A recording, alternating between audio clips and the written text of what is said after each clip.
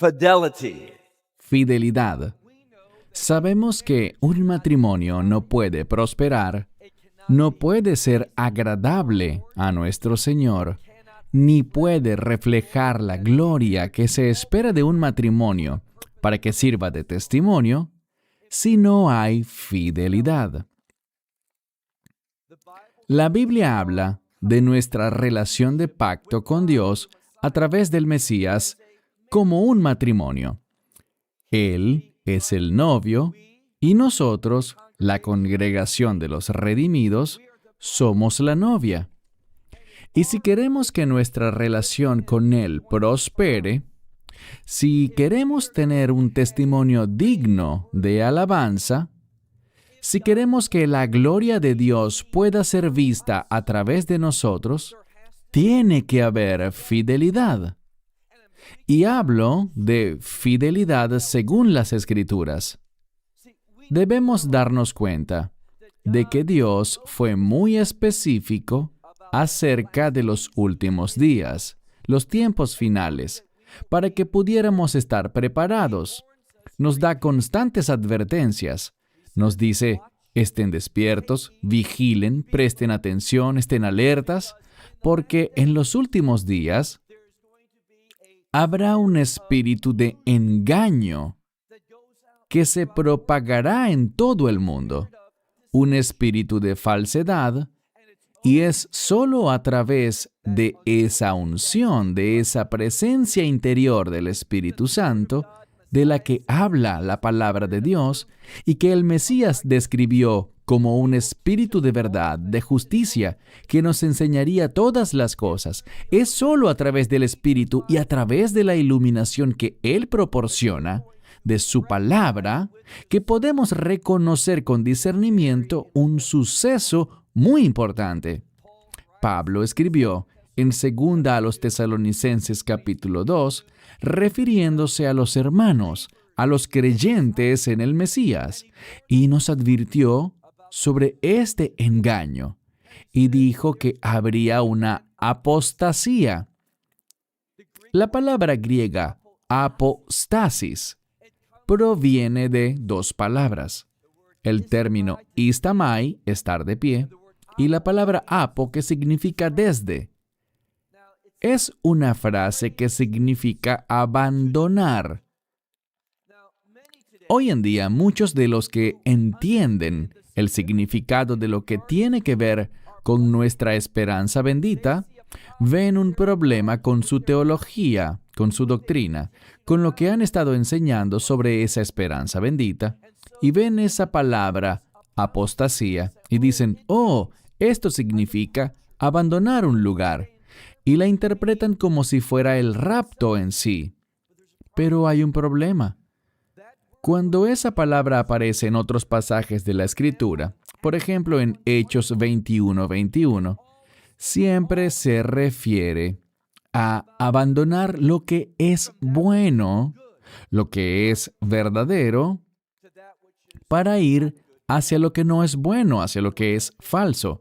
Por ejemplo, en Hechos 21:21, Pablo es acusado de herejía, de abandonar o alejarse de las leyes de Moisés y de enseñar a otros que viven en las naciones a que no circunciden a sus hijos, a no seguir las tradiciones de las Escrituras.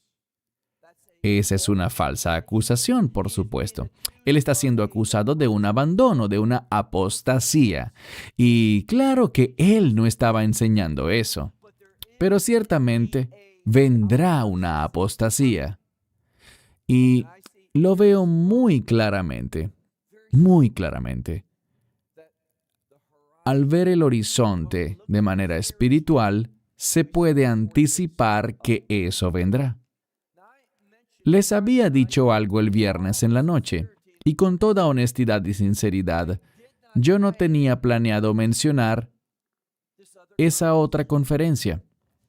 A veces cuando escuchas, las cosas simplemente salen. Y quiero que se den cuenta de que la gente que está allí hablando, a muchos los conozco y los considero mis amigos. servidores igual que yo. Pero algo alarmante está pasando y a veces debemos decir las cosas. No podemos dejar que la amistad, las relaciones de trabajo, interfieran o comprometan la fidelidad de la palabra de Dios. Y quiero ser, y así me lo aconsejaron, por tanto, eso haré. Quiero ser muy específico. No quiero que nadie se vaya de aquí confundido acerca de mis intenciones. Mencioné que debemos ser flexibles porque lo que sospecho es que esto tomará un poco más del tiempo normal, pero eso está bien, porque en este momento vamos a combinar la primera y la segunda sesión en una sola, de modo que tendremos un estudio completo esta mañana. Vamos a salir a tiempo, eso le aseguré al gerente, así que será un estudio, pero será un poco intenso. Aquí, en mi mano, tengo mi celular y voy a entrar a un sitio web que tiene información sobre esa conferencia. Y reitero, son buenas personas. Es una organización que muchas veces he elogiado y recomendado en el pasado. Y eso no significa que ellos y yo estamos de acuerdo en todo, pero los veía bien firmes. Pero por sus asociaciones, por esas personas con quienes están ministrando, lo que están enseñando, estoy profundamente alarmado y entristecido. Seamos muy específicos. ¿Cuál es el problema? Bien, lo veremos en un momento. Voy a citarlos. Esto se refiere a una conferencia. Y cito textualmente: Israel y el avivamiento mundial que se aproxima. Y eso suena genial, pero la pregunta que debemos responder es: ¿habla la Biblia, en sus propios términos, y seré específico, de que habrá un avivamiento mundial a la luz de lo que ellos dicen? ¿Y qué dicen ellos? Los voy a citar nuevamente. Acompáñenos en nuestra reunión para develar uno de los grandes, y usa esta palabra, misterios. Uno de los grandes misterios de la Biblia. Debemos ser específicos, porque hay misterios en la Biblia. Pero no conozco que esa palabra se use en relación con un avivamiento mundial en el contexto que ellos describen aquí. Y digo esto porque estoy leyendo que dice: queridos amigos, la cosecha más grande que el mundo haya conocido jamás, palabras rimbombantes, la cosecha más grande que el mundo haya conocido jamás, nos espera.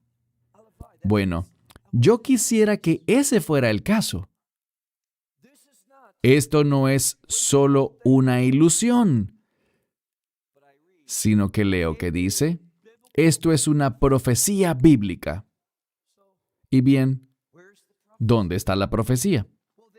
Bueno, ellos mencionan una escritura, pues la Biblia dice en Romanos capítulo 11, un capítulo muy significativo, la Biblia dice en Romanos capítulo 11, verso 12, esta es la profecía, que cuando el pueblo judío acepte el Evangelio, eso llevará a un avivamiento que opacará al libro de Hechos. Ahora bien, ¿es eso cierto? Bueno, examinemos las escrituras que han sido citadas. Veamos en Romanos capítulo 11, ese capítulo tan crucial relacionado con Israel y una promesa muy importante referente a Israel y lo que sucederá cuando el pueblo judío llegue a la fe. Bien, Leeremos Romanos capítulo 11 y quisiera empezar por hacer un pequeño preámbulo con el versículo anterior. Romanos capítulo 11, verso 11. Voy a traducir esto de una manera muy literal. No creo que la traducción aquí sea un problema. Está bastante claro. Mis palabras pueden ser un poco distintas, pero el significado estará en concordancia con lo que ustedes tienen. Versículo 11. Por lo tanto, yo digo, ¿han tropezado ellos? Y el contexto se refiere a Israel, el pueblo judío. ¿Han tropezado ellos? ¿A qué se refiere él? Al rechazo del Evangelio, al plan del Mesías.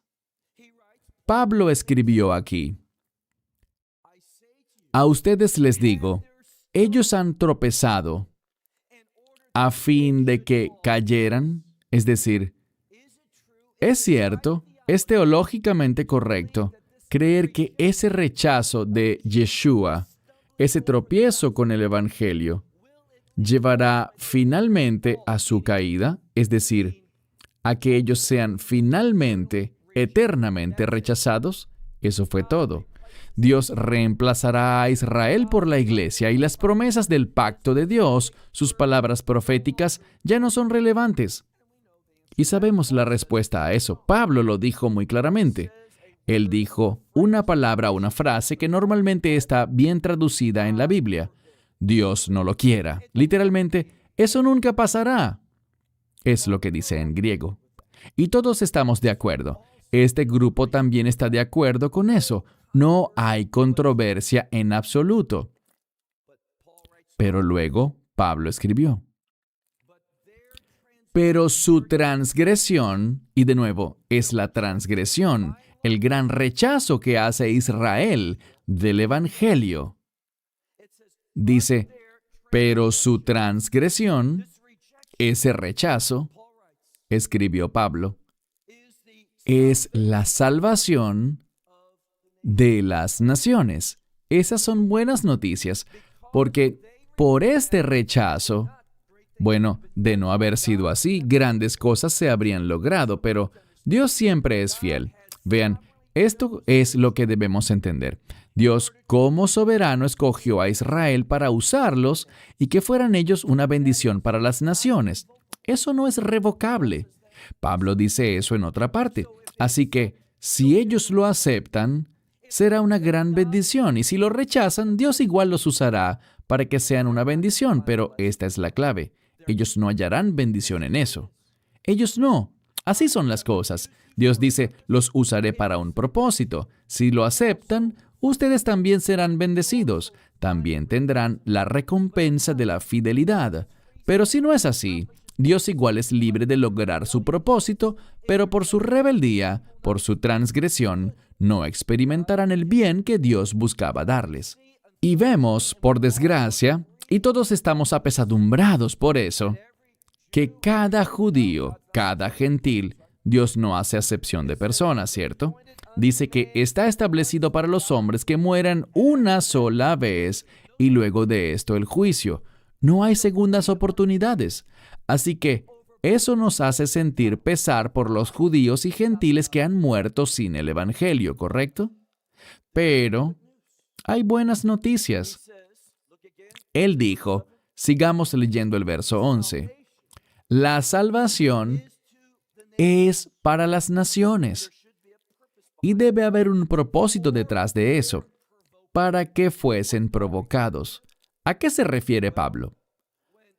Cuando Israel vea las bendiciones, la provisión de Dios, la fidelidad de Dios para con las naciones, ellos serán provocados. Esa es la intención. Por desgracia, las naciones, la iglesia, no han hecho un buen trabajo para provocar a Israel. Veamos ahora el verso que ellos citaron, el verso 12. Esa es la profecía. Y aquí se lee, en el verso 12, y si su transgresión, de nuevo usa la misma palabra, si su transgresión, si ese rechazo del Evangelio, es la riqueza del mundo. ¿Qué significa eso? Que a través de esto, igual Dios, quien es fiel siempre, Dios ha llevado una salvación abundante a las naciones. A eso se refiere. Es una riqueza para el mundo. Y su tropiezo, ahora usa otra palabra. La falla de ellos sería una mejor traducción. Y la falla de ellos, ¿qué es eso? Aquí usa esa misma palabra, la riqueza de los gentiles. Así que eso bendice al mundo y bendice a las naciones. Este rechazo, este tropiezo, esta falla. Y luego sigue y dice, si ese es el caso, si el pueblo judío lo rechaza y este es el resultado que es bueno, él dice, ¿cuánto más será la abundancia de ellos? Debemos esperar algo. En lo que todos estamos de acuerdo es que cuando el Mesías y lo que dicen las Escrituras sobre esa recepción del Mesías por parte de Israel, de lo que Pablo está hablando, y se los mostraré dentro del contexto a medida que avancemos. Una vez que Israel acepte al Mesías, se obtendrá un gran resultado de eso. Todos estamos de acuerdo en ese punto. Pero ¿qué pasa? Lo que ellos dicen es que proféticamente este pasaje nos dice que habrá un avivamiento mundial como resultado de que Israel acepte al Mesías. Yo no veo eso en ninguna parte de las Escrituras. Y yo estoy muy consciente de lo que dice el libro de Hechos, capítulo 3, donde se habla de los días del refrigerio. Esto es en el libro de Hechos, capítulo 3, versos 19 y 20. Pero si miramos bien, este tiempo de refrigerio viene antes del Mesías. Si ven en el contexto y leen los versículos 19 y 20, eso prepara al mundo para el Mesías. No su segunda venida, sino para la esperanza bendita. Y bueno, si revisan todos los comentarios sobre esto, verán que no hay desacuerdo en que ese tiempo de refrigerio es antes de la esperanza bendita, del rapto, es antes de la ira de Dios.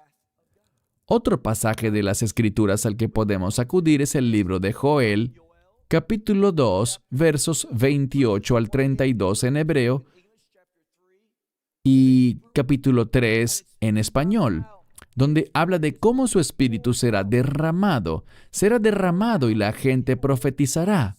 Viejos y jóvenes, los viejos soñarán, los jóvenes tendrán visiones, caerá sobre jóvenes y viejos, sobre el sirviente y la sirvienta. Aquí lo importante es que habla de toda carne. No es un fenómeno único de Israel, sino que afectará al mundo. Ahora bien, es muy significativo, ¿no es así? Que en el libro de Hechos, capítulo 2, el capítulo anterior, vemos que todo ese capítulo, el capítulo 3 de Joel en hebreo, capítulo 2 en español, versículos 28 al 32, son citados ¿por quién? Por Pedro, en su explicación de lo que empezó el día de Pentecostés. Estamos en este tiempo único que va desde Pentecostés hasta el final de esta era que va a terminar. ¿Y de qué era estamos hablando? De la congregación de los redimidos. ¿Cuánto tiempo vamos a estar aquí? Y recuerden que hay signos y señales en los cielos, señales en la tierra. No pasen esto por alto, antes de que caiga la ira de Dios. Ahora, sabemos esto. Sabemos que la ira de Dios caerá, según lo que les compartí la noche anterior, porque al estudiar el libro de Apocalipsis vemos que la ira de Dios, que es la ira del Cordero, se anuncia en el sexto sello, ¿correcto? Hombres tanto grandes como pequeños, diciendo, escóndannos les decían a las montañas y a las rocas, escóndannos de la ira del Cordero. Así que en el sexto sello, en Apocalipsis capítulo 6, es donde se anuncia la ira de Dios. Es inminente, pero no sucede porque al pasar al capítulo 7, los ángeles se preparan para dañar la tierra, es decir, volcar la ira de Dios, y hay otro ángel, ¿correcto? Léanlo. Apocalipsis 7 dice que antes de que caiga este juicio, sale un ángel y detiene a esos otros ángeles que van a dañar la tierra con el juicio de Dios, y les dice, no hagan nada hasta que pasen dos cosas. La primera es con Israel y las 12 tribus. Hay un proceso de sellado. ¿Por qué? Bueno, debemos recordar algo. Dice la Biblia que Israel sufrirá mucho en lo que se conoce como gran tribulación. Si están tomando nota, quisiera que entendieran que bíblicamente se usan dos términos que en su gran mayoría confunden a los teólogos, quienes no hacen distinción entre ellos, aunque hay una distinción gramatical. Una que es muy importante en los textos bíblicos, ¿cuál será? En Apocalipsis capítulo 7, Israel es sellado antes de la ira de Dios, porque aunque Israel estará aquí durante la ira de Dios, igual que en Egipto, aquel juicio, aquellas plagas, no van a afectarlos. ¿Por qué? Dios quería hacer algo. Y vemos eso en Éxodo y también en el libro de Apocalipsis. Hay una gran similitud entre estos dos eventos. La primera redención y la última redención para llevar a Israel, a ese remanente de los últimos días, a la fe en el Evangelio. Y lo que dicen las Escrituras es que Dios va a hacer una distinción, un hevdil, en lenguaje bíblico, entre Israel y las naciones. Ahora, ¿cómo Él usó eso en Éxodo 3,500 años atrás? Bien, seguro recuerdan algo de eso, ¿verdad? No solo salieron los hebreos de Egipto, sino que se nos dice que también hay una multitud mezclada y no hay desacuerdo entre los eruditos rabínicos y los cristianos, lo cual es extraño.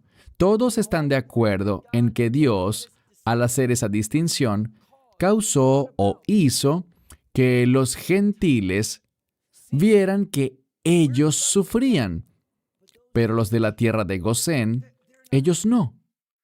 ¿Y qué hicieron? Se unieron a los hebreos. Y a través de la redención, Dios sacó a la congregación de la primera redención a través de la sangre del cordero, de aquel cordero físico, el cordero de la Pascua, y sacó a los hebreos, sacó a una multitud mezclada, y ellos pasaron a ser conocidos como Adá Israel, la congregación de Israel. Por cierto, esa palabra congregación, Adá en hebreo, significa testigo, los que dan testimonio. Es lo que nosotros debemos ser, es lo que ellos debían ser.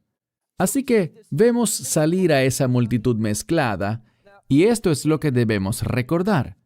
Aun cuando Dios sella a Israel contra su ira que será derramada en la última mitad de esos 7 años finales, no están protegidos de la persecución satánica.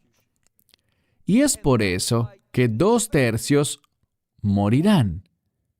Eso nos duele, ¿verdad? 2/3 del pueblo judío, que estarán vivos durante esos últimos días, perderán la vida, no debido a la ira de Dios, sino debido al anticristo. ¿Por qué? Es muy simple, muy simple. Muchas veces me han preguntado pastores, ¿tú sí crees que el anticristo es judío? Les digo, no lo creo, y se asombran por eso. Les digo, ¿por qué pensarían ustedes que el anticristo es judío? Y responden, bueno, porque Israel lo aceptaría si no lo fuera.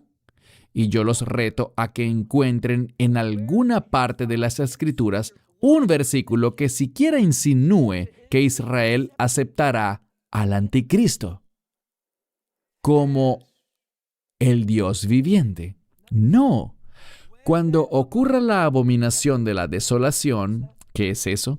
Bueno, sabemos lo que es porque Daniel lo menciona inicialmente en Daniel 9, pero él lo aclara, lo define en Daniel 11 y dice que habrá alguien que se exaltará a sí mismo, se magnificará a sí mismo por encima de todo Dios, de modo que se autoproclamará como Dios. Ese es el anticristo. Y luego el apóstol Pablo toma ese pasaje de Daniel 11 y lo usa en la segunda a los Tesalonicenses capítulo 2. Lean cuando puedan los versos 3 y 4. Segunda a Tesalonicenses 2, versículos 3 y 4, donde Pablo lo cita y dice que habrá alguien, y en esto no hay desacuerdo, que será hijo de perdición, o sea, de la destrucción, el hombre sin ley, es decir, los que están en contra de la verdad de la Torá. Ese es el anticristo. Y él entrará en el Neos. ¿Qué es eso? El lugar santísimo. Puede que en sus Biblias diga que entrará al templo, pero no dice eso. Esa sería la palabra griega gerón, y la que está escrita es neos, que significa santuario en referencia al lugar santísimo. Y se exaltará a sí mismo y dirá, yo soy Dios, adórenme. Y en ese tiempo Israel se negará, y por eso su rechazo del anticristo los llevará a Etzerá, Gil y Jacob, que significa la angustia de Jacob, ese tiempo de intensa persecución que ocurre justo después de la abominación desoladora, en esos últimos 3 años y medio, 42 meses, 1260 días. He aquí lo que deben ver.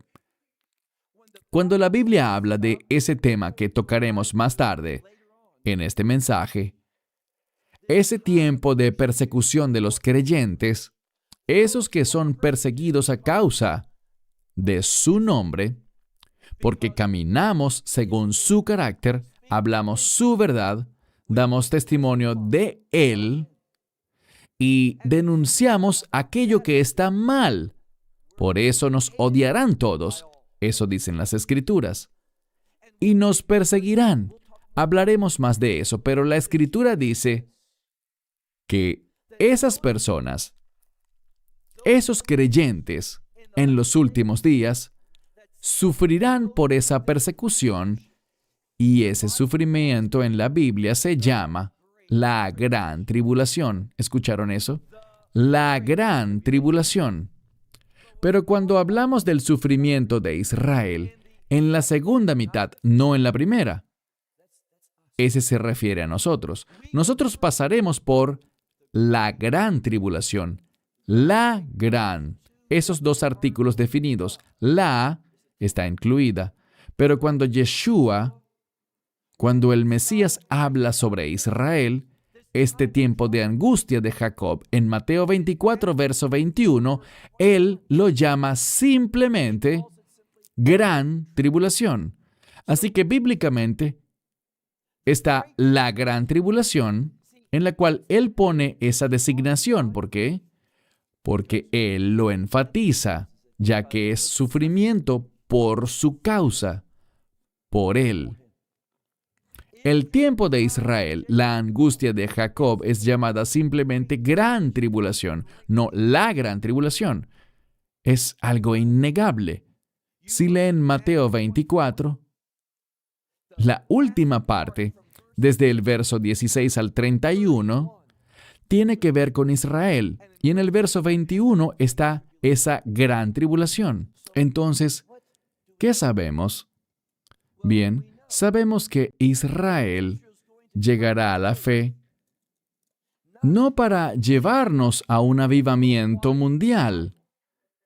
Israel llega a la fe en el Mesías, si miramos la profecía, la verdadera profecía. Zacarías capítulo 12. Israel llega a la fe al final de esos 7 años. ¿Y qué pasa? Bueno, sabemos esto. Debemos hacer una distinción. Somos demasiado casuales con las palabras que usamos. Llamamos las cosas de manera sensacionalista, un misterio. Queremos que la gente entre en un estado de emoción exaltada. ¿Y es que acaso la verdad no es lo suficientemente emocionante? ¿Necesita ser empaquetada y mercadeada de una manera diferente? ¿Es que la palabra de Dios, la verdad, no es motivación suficiente? No hay que volverla sensacionalista, solo hay que enseñarla con sencillez. Lo que encontramos es esto. ¿Recuerdan cuando el Mesías estaba en el Monte de los Olivos? No hablo de Mateo 24, sino de Mateo 23. Cuando estuvo en el Monte de los Olivos y está reflexionando sobre Israel. Y al pensar en la condición espiritual de ellos, ¿qué hace él? Él llora. Llora.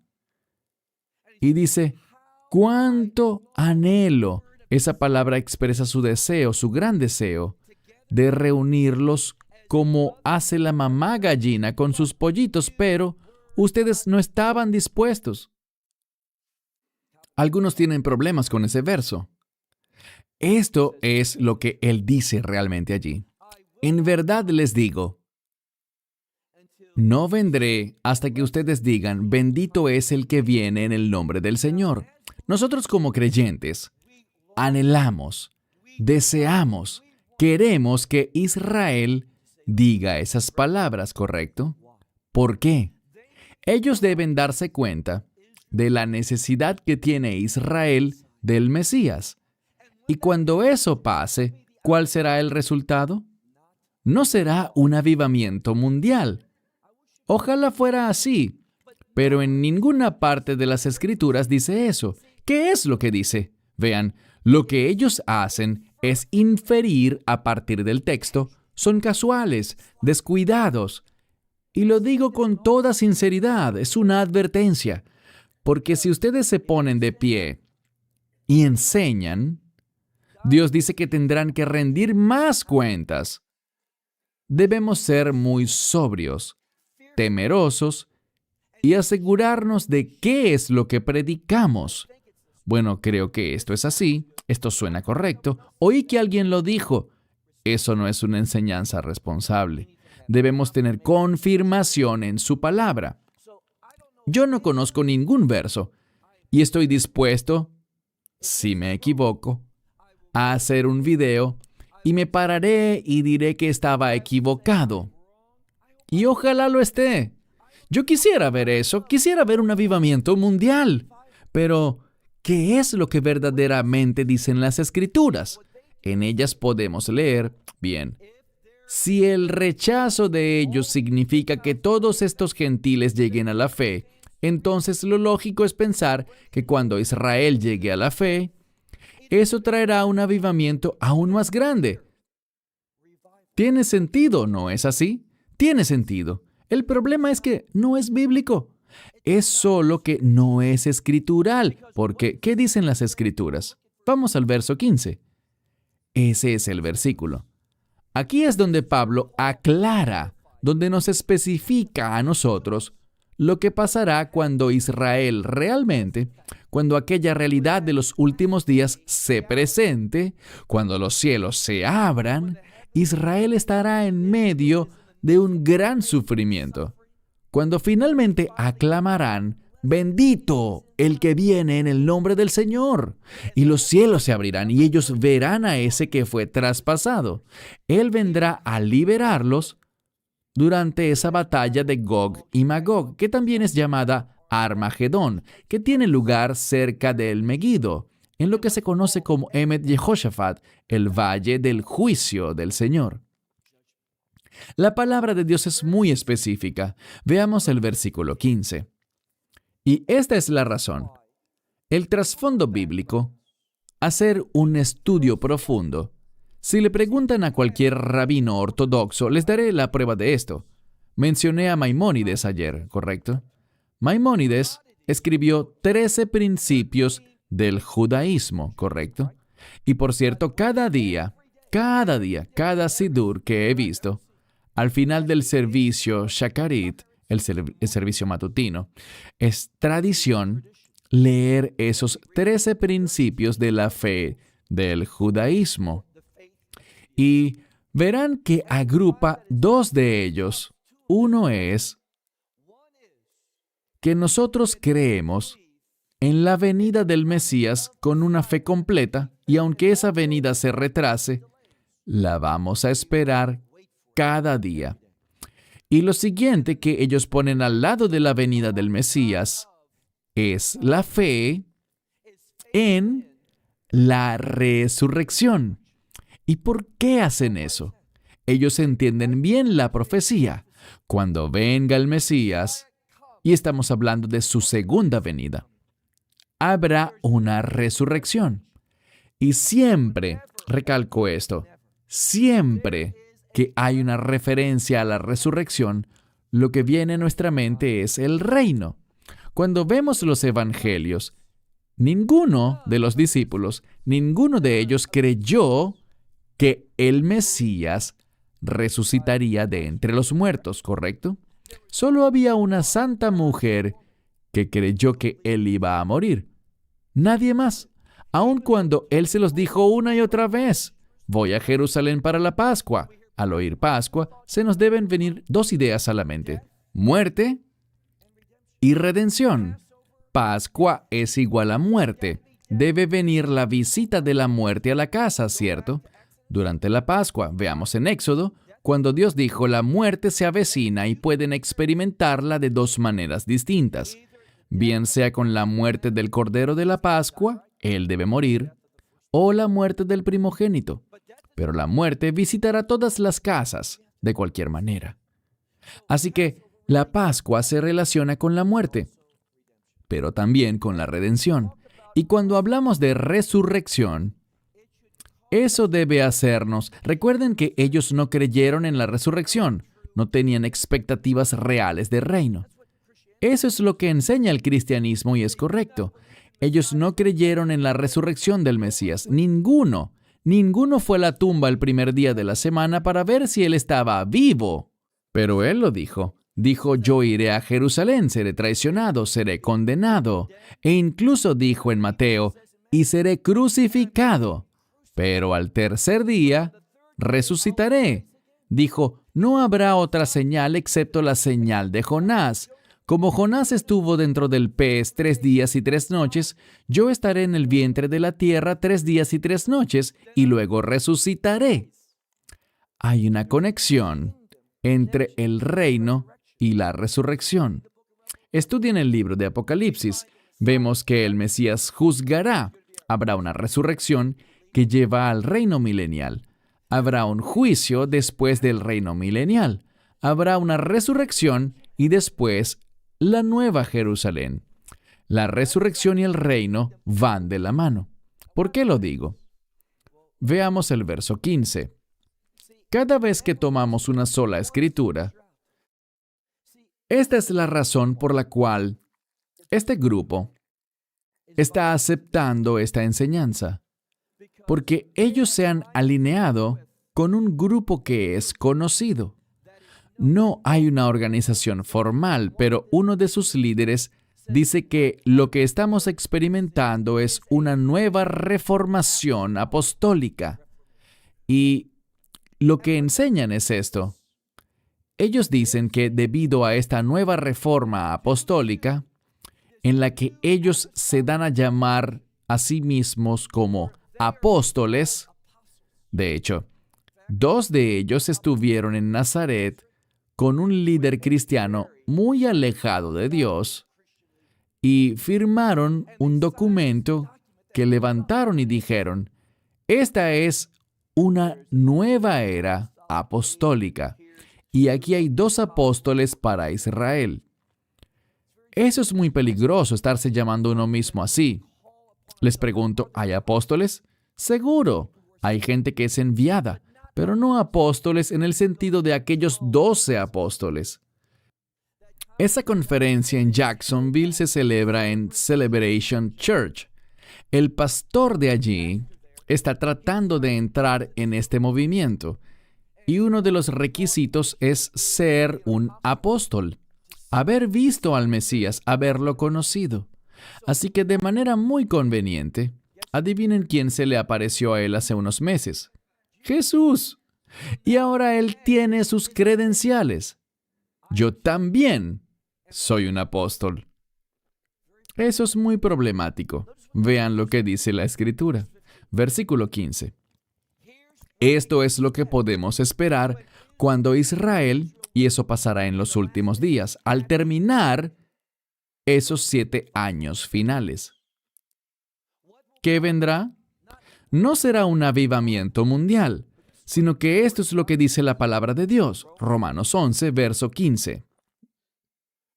Porque si el rechazo de ellos, mismo contexto del verso 12, si el rechazo de ellos es la reconciliación del mundo, veamos la implicación.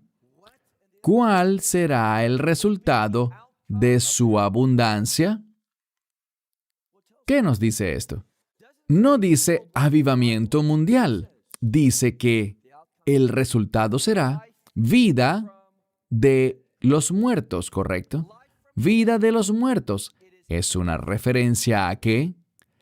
A la resurrección. A la resurrección.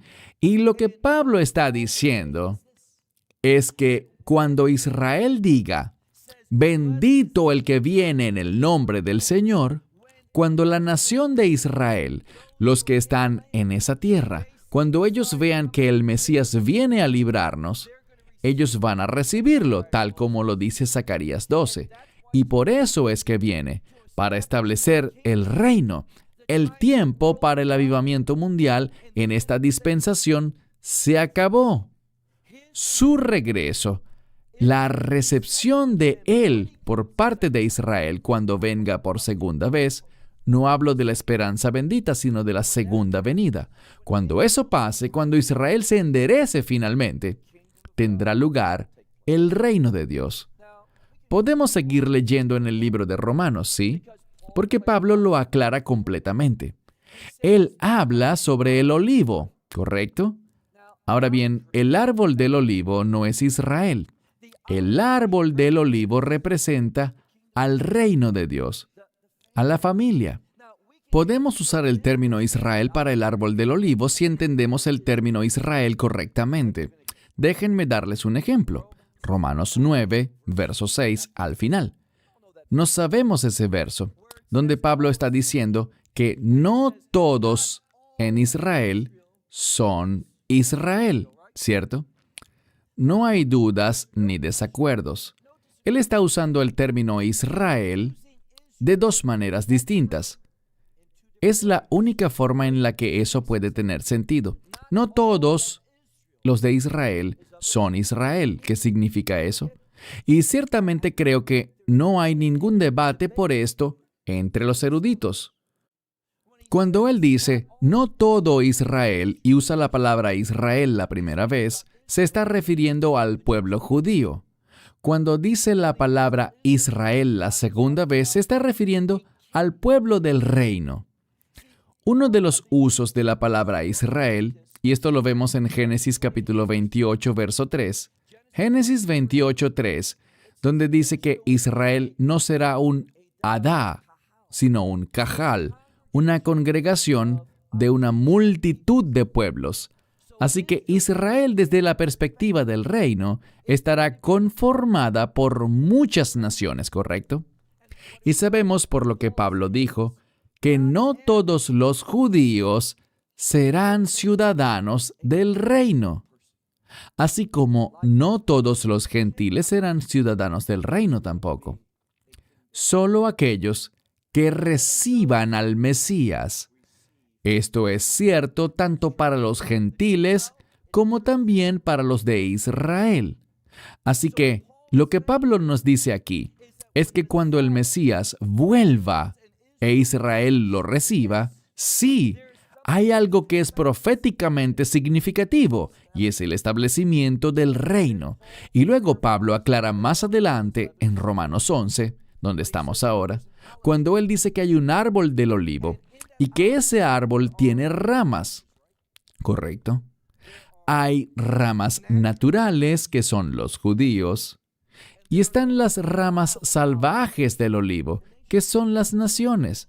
Y Dios dice que Él puede tomar esas ramas no naturales, esas ramas salvajes, e injertarlas, y también puede hacer algo más. Esas ramas que se quebraron y se separaron de Israel, el pueblo judío, Él puede reinsertarlas al árbol. La base de este pasaje, cuando lo analizamos, habla de Israel conformado por judíos y gentiles también, una congregación de pueblos. Ese es el reino. ¿Saben? Yo amo el reino, porque está hecho de toda raza, nación, idioma, tribu. Veremos gente de todos los idiomas, de todos los colores. Si alguien es intolerante o racista, no pertenece al reino de Dios. Todos esos pueblos diferentes que son unificados, que se vuelven un solo pueblo por la sangre, como dijo Don, por el poder de la sangre del Mesías. Así que Pablo sigue hablando hasta llegar a un versículo muy importante que ha sido muy mal interpretado. Y luego todo Israel será salvo. La gente usa ese verso de manera incorrecta. La frase todo Israel será salvo solo tiene que ver parcialmente con el pueblo judío, solo una parte. Para ver lo que Pablo dijo aquí, hay que leer el contexto. No es difícil, solo se necesita leerlo lentamente, anotar las cosas, investigar términos y definiciones. La palabra de Dios es muy consistente. Cuando entiendes bien un pasaje, eso te prepara para el siguiente, que a su vez te prepara para el que le sigue a ese. Y al ir creciendo en la palabra de Dios, ellas no están ocultas, no son un misterio, son sorprendentemente claras y específicas.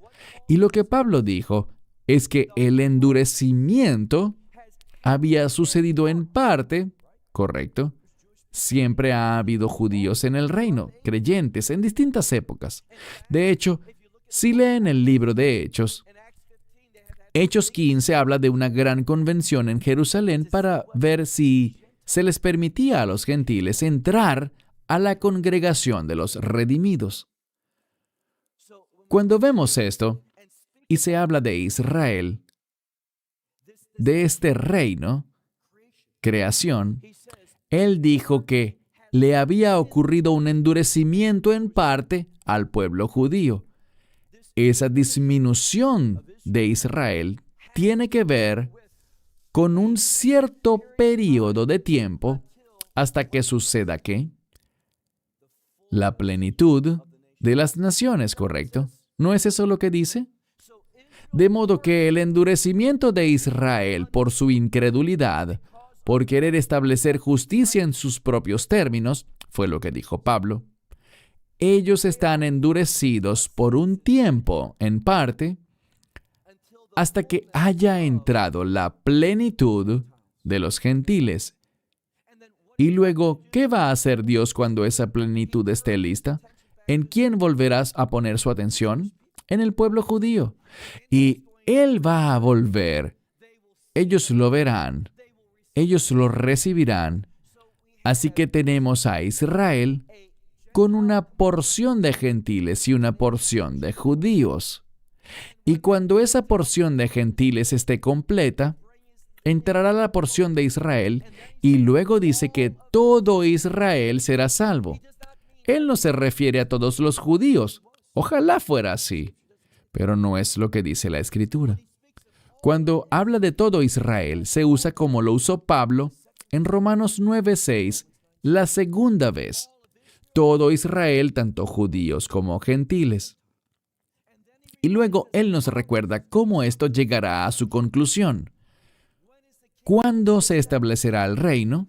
Él cita la Escritura de Isaías 59, verso 20, donde dice: un Redentor vendrá de Sión, y Él quitará el pecado de Jacob. ¿De qué nos habla esto? No hay debates al respecto. El Mesías vendrá en los últimos días para redimir al pueblo judío. Ellos serán redimidos por la vista cuando lo vean a Él.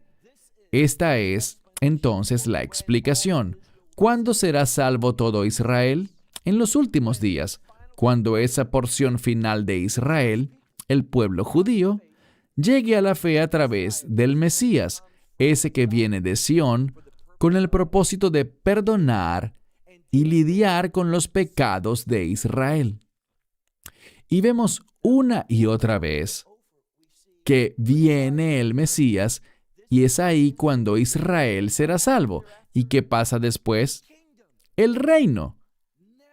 Y de nuevo, digo esto públicamente, esto se subirá a Internet. ¿Cierto, Gary? Lo pondremos al aire.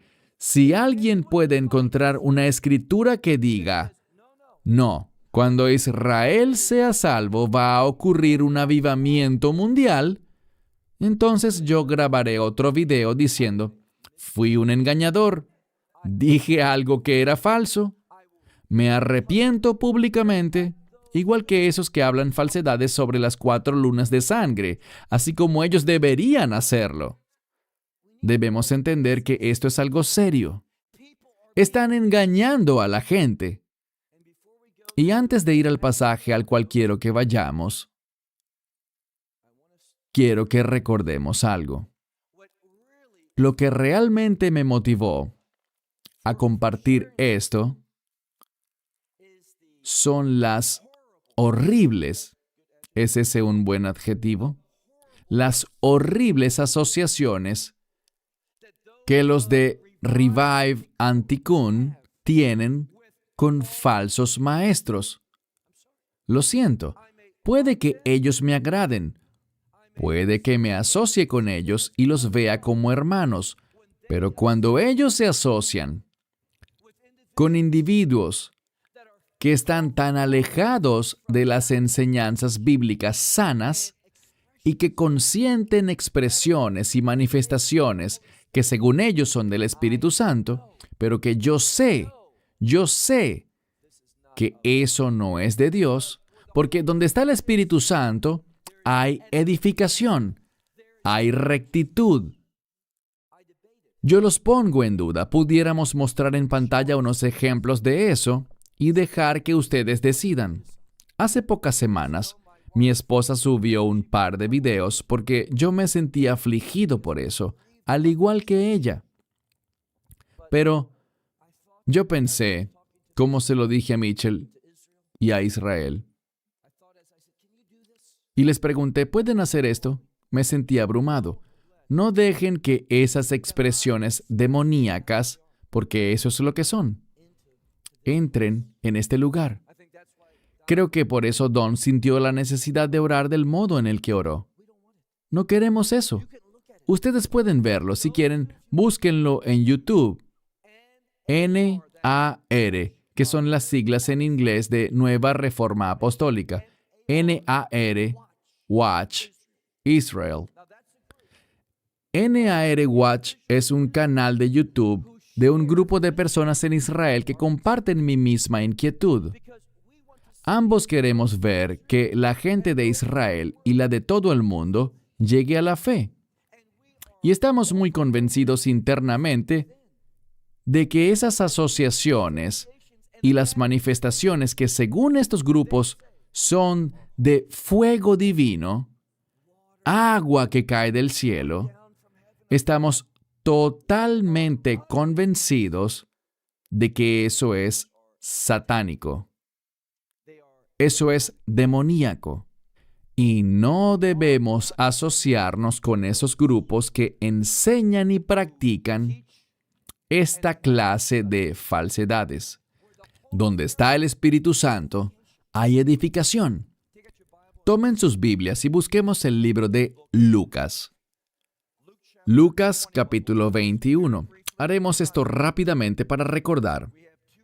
Tenemos 2 reportes y quiero dejar un tiempo prudencial para esas personas.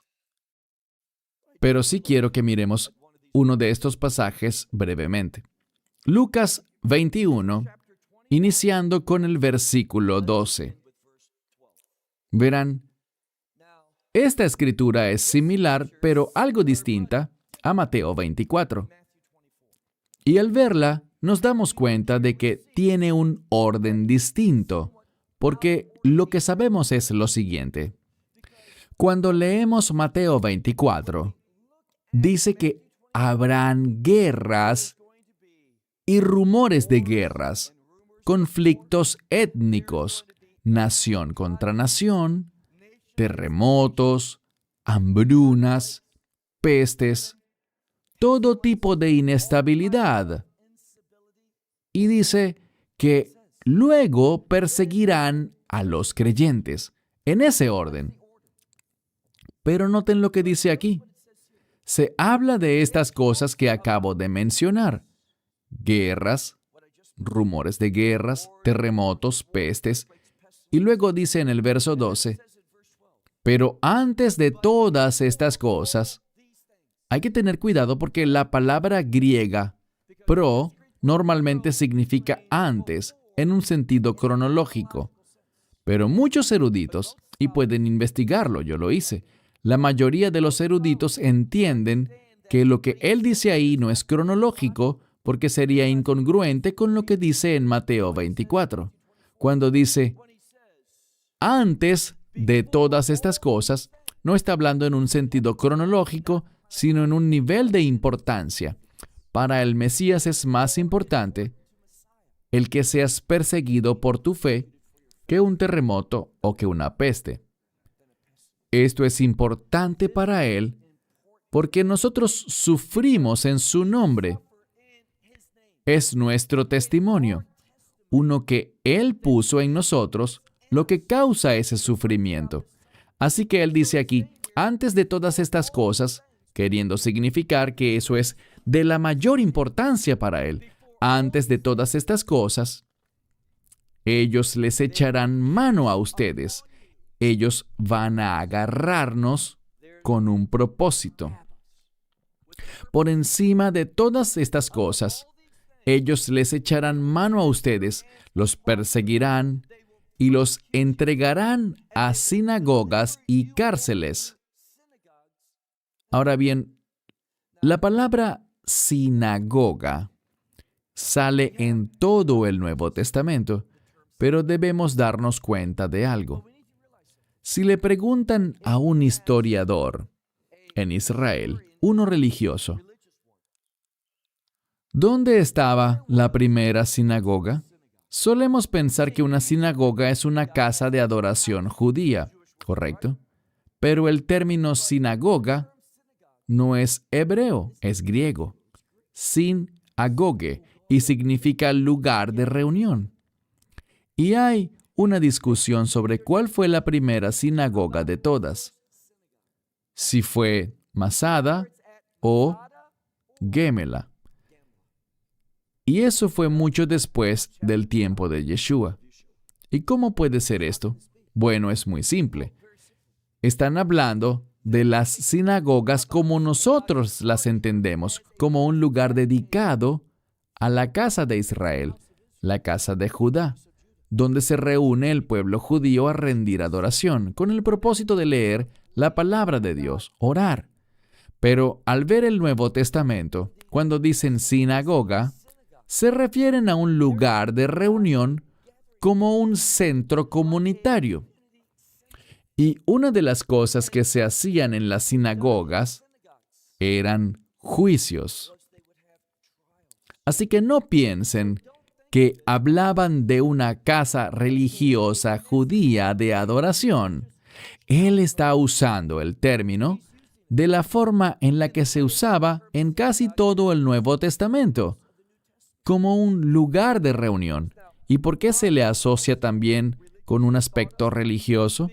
Porque en Shabbat y los lunes y jueves usaban ese sitio para leer la Torá. pero tenía muchos otros usos. Era un lugar para usos múltiples. Así que cuando aquí dice que los entregarán a sinagogas, se refiere a que los llevarán a juicio, a ser examinados por los líderes de la comunidad. ¿Y qué pasará? Bien, seremos condenados y nos pondrán ¿en dónde? En cárceles, y nos llevarán ante reyes y gobernadores, es decir, gobiernos tanto locales como nacionales. Y todo esto ocurre con un propósito, pero antes de mencionarlo, Él nos dice el por qué. Por causa de mi nombre. ¿Quién está hablando? Yeshua. Todo esto le pasará a los creyentes, por causa de mi nombre.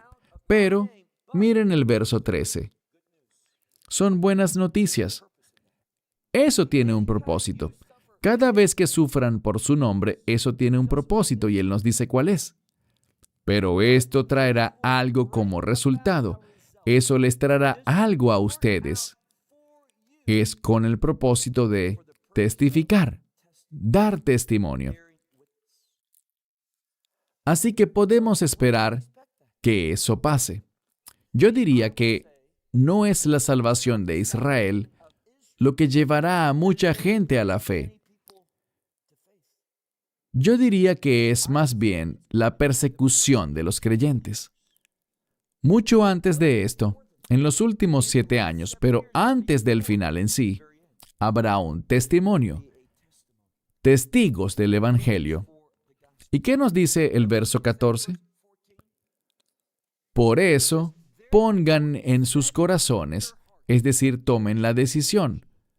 Pongan en sus corazones o tomen la decisión de no predeterminar, no premeditar sobre su defensa. Lo que deben decir o lo que no deben decir. Él nos dice que no hagamos ninguna preparación.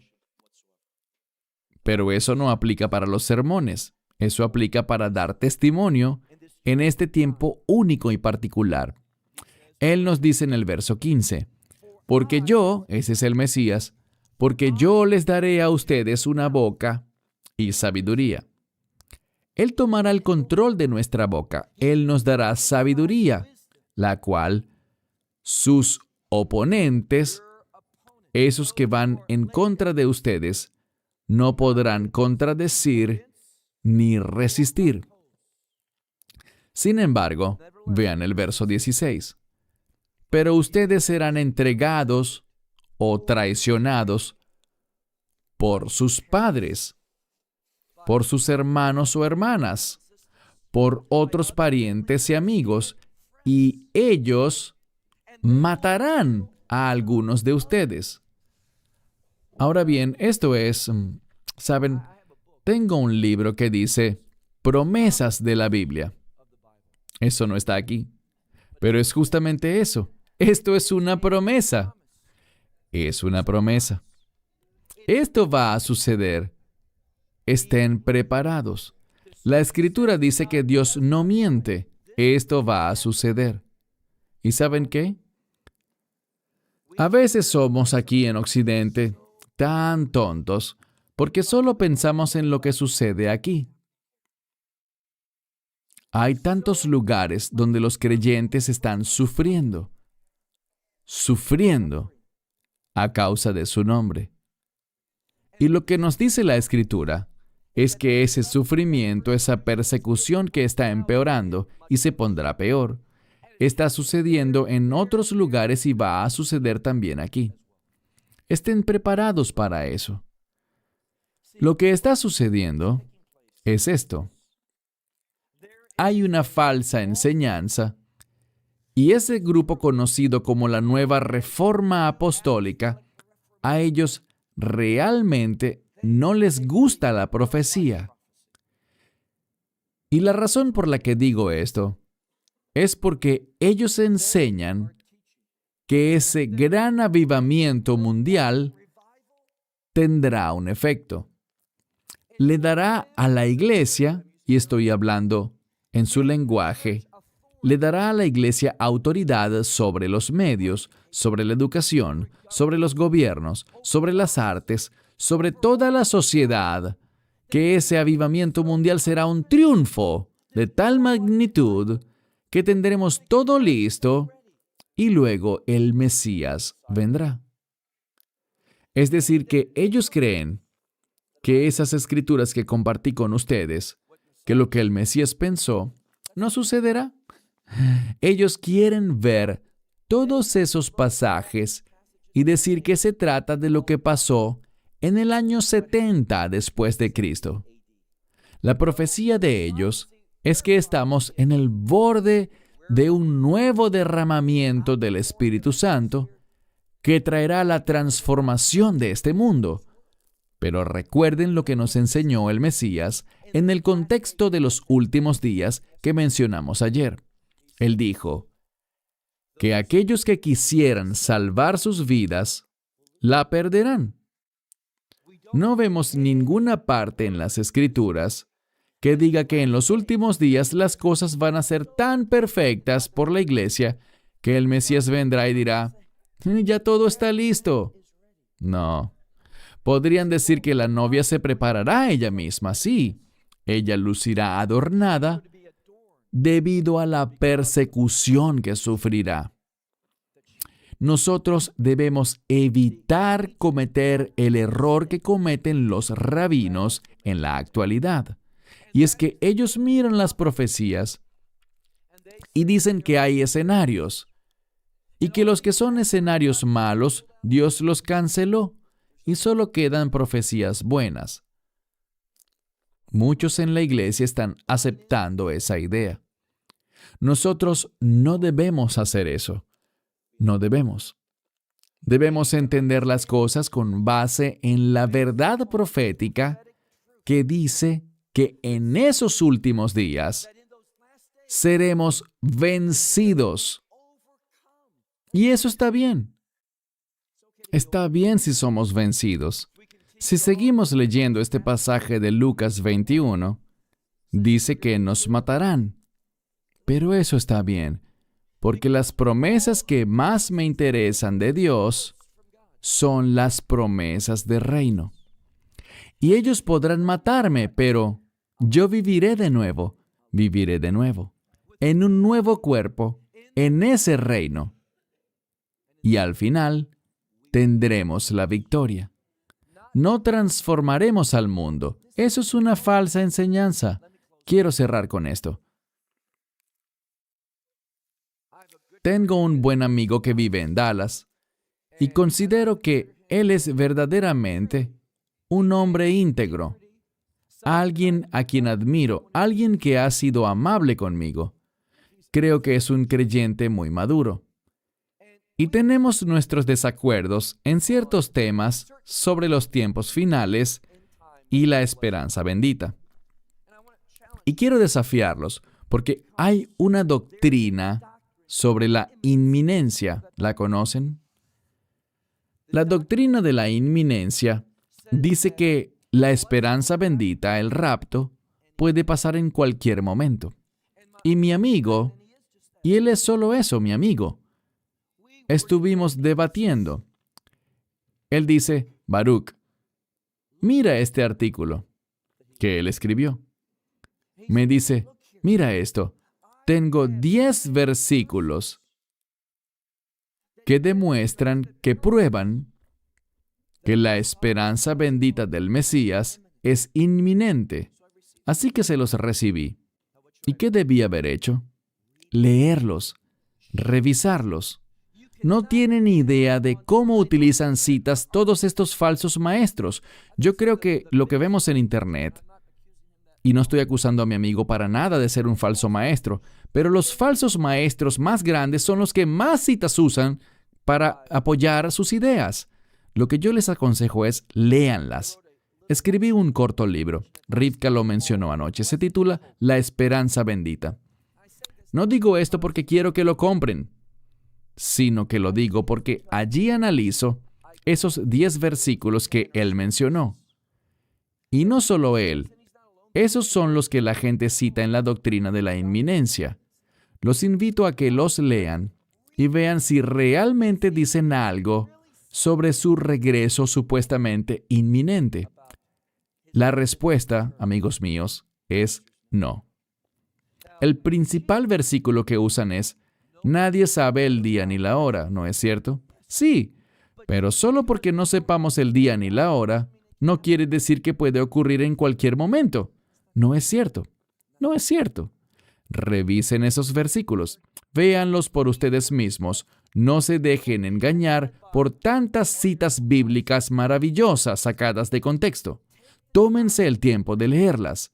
Se sorprenderán, y mucho, de lo que realmente dicen y de lo que no dicen. Esperamos que te hayas edificado con el mensaje de hoy y lo compartas con otros. Te invitamos a seguir nuestros estudios cada semana por este canal y por el portal de YouTube de Amarás a Israel. También puedes descargar nuestra aplicación móvil gratuita, Mi Estudio Bíblico. Finalmente, para obtener más información sobre nosotros, visita nuestra web amarasaisrael.org, donde encontrarás otras conferencias de Baruch en audio, video y texto. Hasta el próximo programa. Que el Señor te bendiga en Yeshua HaMashiach, Jesús el Mesías, mientras caminas con Él. Shalom desde Israel.